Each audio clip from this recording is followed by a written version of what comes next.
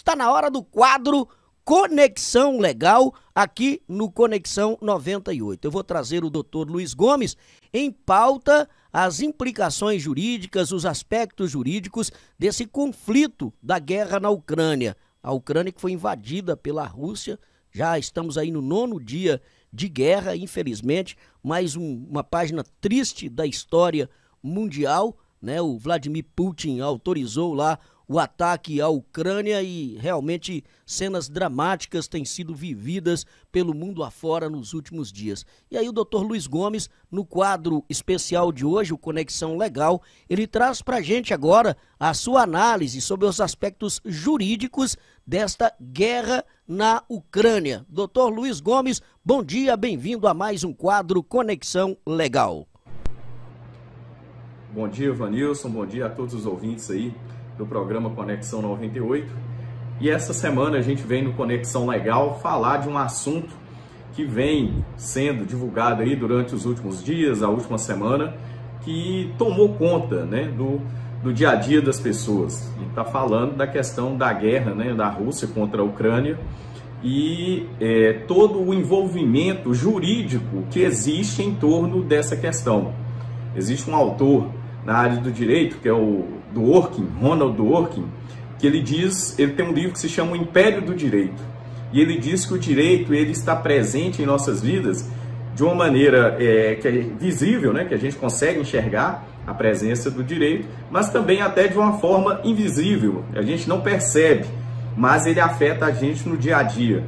É esse caso, por exemplo, que envolve, né, um problema de relações internacionais. Ele também tem aspectos jurídicos relevantes e que a gente vai mostrar um pouco aqui hoje para os nossos ouvintes.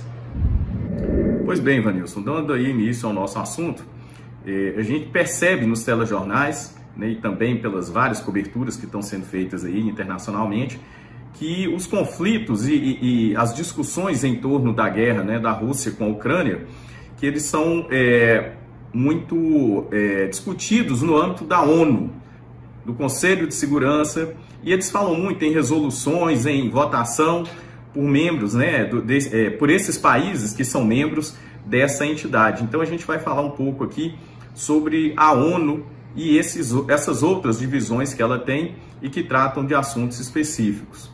A ONU ela foi criada logo após a Segunda Guerra Mundial, né, em outubro de 1945. Inicialmente contava com 51 países e a finalidade da criação da ONU foi justamente promover a cooperação entre os países, né? Normalmente a gente vai falar estados, membros. Então, a ONU ela é uma associação de países que tem, né, esse escopo, esse objetivo de promover essa cooperação entre os países e também a paz. Então a ONU é esse ambiente, é essa arena onde os países sentam, discutem e decisões são tomadas em relação a essa promoção da paz e também cooperação em outros aspectos. A ONU ela tem algumas divisões, talvez a mais conhecida nossa aí tenha sido a Organização Mundial da Saúde, que tratou durante esse período de pandemia sobre as questões aí do Covid-19. Então, a Organização Mundial da Saúde, ela é uma divisão da ONU que é voltada para as questões relacionadas à saúde em todo o mundo.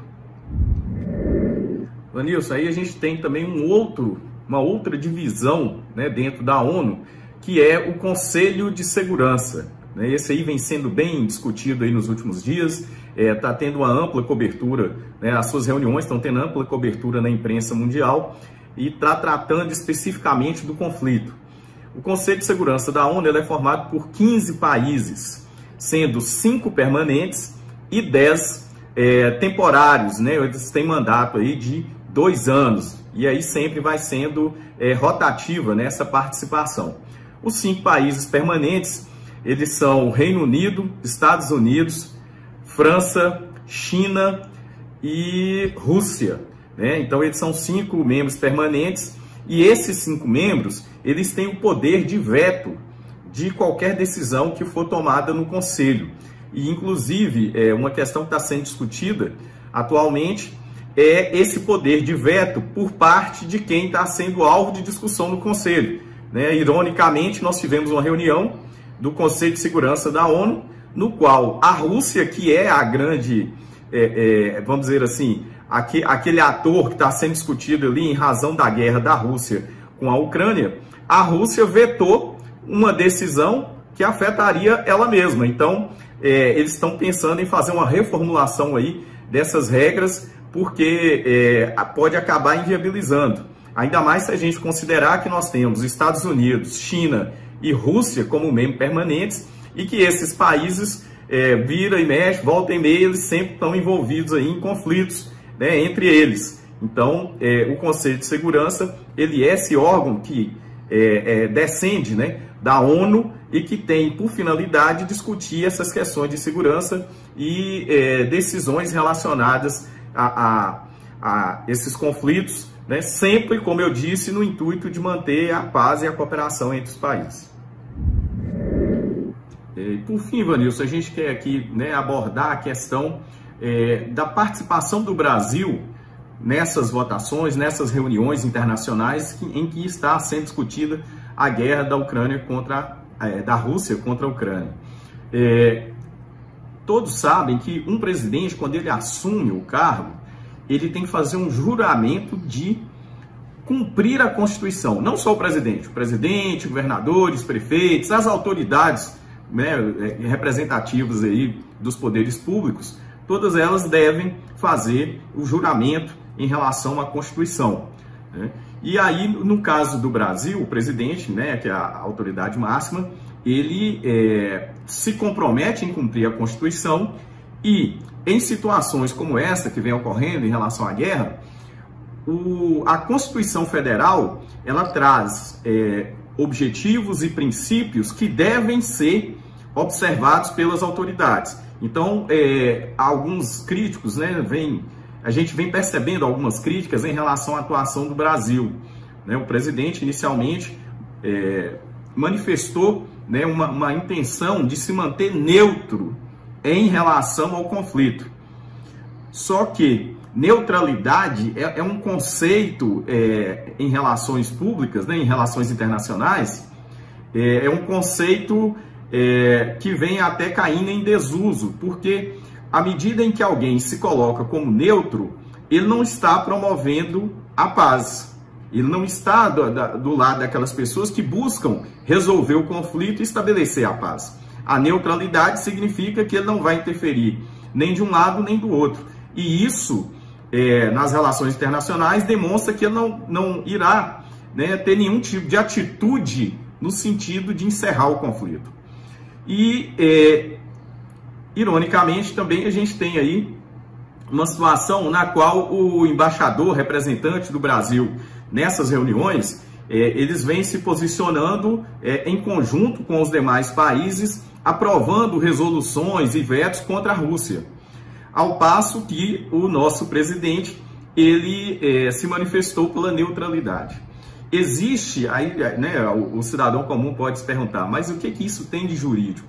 Existe, na verdade, uma obrigação do Brasil. O Brasil, na Constituição, ele estabelece alguns fundamentos que ele deverá observar nas relações internacionais. Está no artigo 4º, né, esses fundamentos nas relações internacionais. E um deles, por exemplo, é a independência nacional. Então, sempre que houver uma discussão internacional relativa à independência de um país ou de outro, o Brasil deve, sim, adotar uma postura de independência, né, de prevalecer a independência daquele país.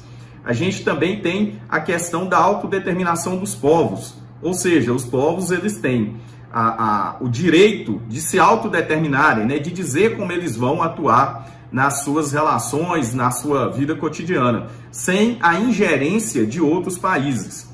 Então, a gente também tem a questão no inciso 7 do artigo 4º, que fala da solução pacífica dos conflitos. Então, os conflitos internacionais, eles têm que ser resolvidos da melhor maneira possível, da maneira mais pacífica, porque a intenção, como eu já disse aqui exaustivamente, é sempre procurar estabelecer uma situação de paz e de cooperação entre os Estados. Então, o Brasil, né, nessas relações, os seus governantes, os seus representantes, eles têm que se pautar por esses princípios que estão no artigo 4º. Né? Como eu disse, autodeterminação dos povos, independência nacional, solução pacífica dos conflitos, defesa da paz, está lá no inciso 6 também do artigo 4º. Então, o Brasil deve se pautar dessa forma. Aí, as críticas, né, é que em alguns pronunciamentos o presidente talvez não estaria seguindo, né, essa orientação constitucional. Embora, no campo das reuniões, das relações internacionais, os embaixadores do Brasil que atuam perante esses órgãos sempre tenham observado essa questão. Então, trazer, né, esse cenário aí das relações internacionais. Finalizando, então, Vanilson, quero desejar aí um bom final de semana ao nosso público aí, os ouvintes, e esperar, né, que o bom senso predomine na cabeça dos nossos governantes e que essa guerra, né, seja finalizada com o mínimo de prejuízos, né, tanto das vidas humanas, também em relação aos aspectos materiais.